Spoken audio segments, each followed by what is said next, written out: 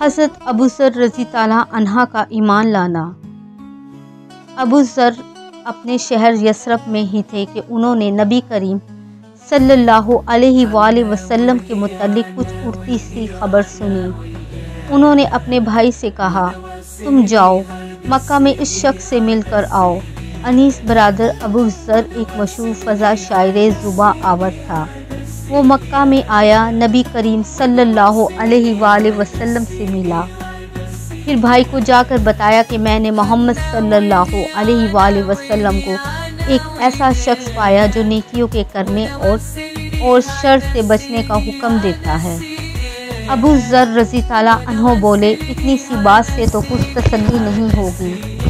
آخر خود پیدل چل کر مکہ پہنچے۔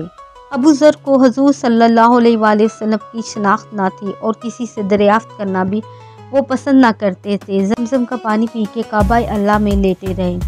حضرت علی مرتضیٰ رضی تعالیٰ عنہ آئے، انہوں نے پاس کھڑے ہو کر کہا، یہ تو کوئی مسافر معلوم ہوتا ہے۔ ابو ذر بولے، ہاں۔ حضرت علی رضی تعالیٰ عنہ بولے، اچھا میرے ہاتھ چلو۔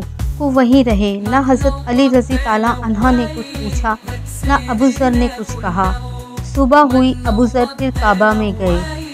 دل میں حضرت صلی اللہ علیہ وآلہ وسلم کی تلاش کی، مگر کسی سے دریافت نہ کرتے تھے۔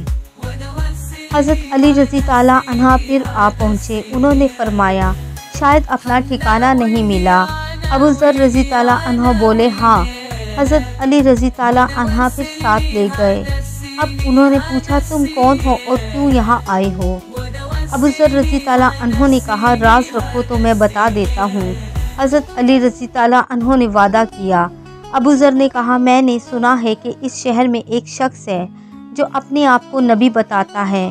میں نے اپنے بھائی کو بھیجا تھا، وہ یہاں سے تسلی بخش بات لے کر نہ گیا، اس لیے میں خود آ گیا ہوں۔ حضرت علی رضی تعالیٰ عنہ نے کہا، خوب آئے اور خوب ہوا کہ مجھ سے ملے۔ دیکھو میں انہی کی خدمت میں جا رہا ہوں، میرے ساتھ چلو۔ میں پہلے اندر جا کر دیکھوں گا، اگر اس وقت ملنا مناسب ہوگا تو دیوار کے ساتھ لگ کر کھڑا ہو جاؤں گا، گویا جوتا درست کر رہا ہوں۔ الغرض ابو ذر رضی تعالیٰ عنہ حضرت علی رضی تعالیٰ عنہ کے ساتھ خدمت نبوی صلی اللہ علیہ وآلہ وسلم میں پہنچے اور عرض کیا، مجھے بتایا جائے اسلام کیا ہے۔ حضرت صلی اللہ علیہ وآلہ وسلم نے اسلام کی بابت بیان فرمایا اور ابو ذر رضی تعالیٰ عنہ اسی وقت مسلمان ہو گئے۔ نبی کریم صلی اللہ علیہ وآلہ وسلم نے فرمایا، ابو ذر تم ابھی اس بات کو چھپائے رکھو اور اپنے وطن میں چلے جاؤ، جب تمہیں میرے ظہور کی خبر مل جائے تب آنا۔ ابو ذر رضی تعالیٰ عنہ بولے، با خدا میں تو ان دشمنوں میں اعلان کر کے جاؤں گا۔ اب ابو ذر کعبہ کی طرف آئے جہاں قریش جمع تھے۔ انہوں نے سب کو با آواز بلند کلمہ شہادت پڑھ کر سنایا۔ قریش نے کہا کہ اس بے دین کو مارو۔ لوگوں نے انہیں مارنا شروع کر دیا۔ اتنے میں حضرت عباس رضی تعالیٰ عنہ آ گئے۔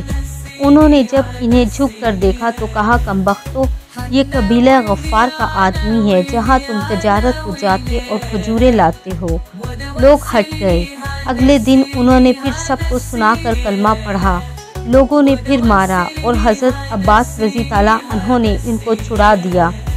کچھ دن مکہ میں قیام کے بعد حضرت صلی اللہ علیہ وآلہ وسلم نے ان کو ان کے گھر واپس ہونے کا حکم کر دیا اور فرمایا، میں عنقریب یثرب ہجرت کرنے والا ہوں، اس لیے بہتر یہ ہے کہ تم یہاں سے چلے جاؤ اور اپنی قوم کو جا کر اسلام کی تبلیغ کرو، شاید اللہ تعالیٰ ان کو ہدایت دے اور اس کے صلے میں تمہیں بھی اجر ملے۔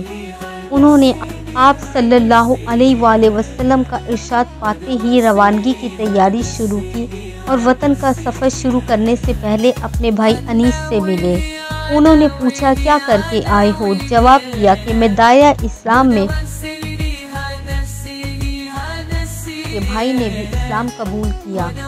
یہاں سے دونوں بھائی تیسرے بھائی انس کے پاس پہنچے، وہ بھی ان کی دعوت اسلام دینے پر مشرف با اسلام ہوئے۔ اس کے بعد تینوں وطن پہنچے اور دعوت حق میں اپنا وقت صرف کرنے لگے۔ اللہ تعالیٰ نے ان کو ہدایت دی اور سارا قبیلہ مسلمان ہو گیا۔ پیارے دوستو، مزید اس طرح کی ویڈیوز دیکھنے کے لیے چینل کو سبسکرائب کریں۔ برائے مہربانی ویڈیو پسند آئے تو لائک اور شیئر کریں۔ جزاک اللہ۔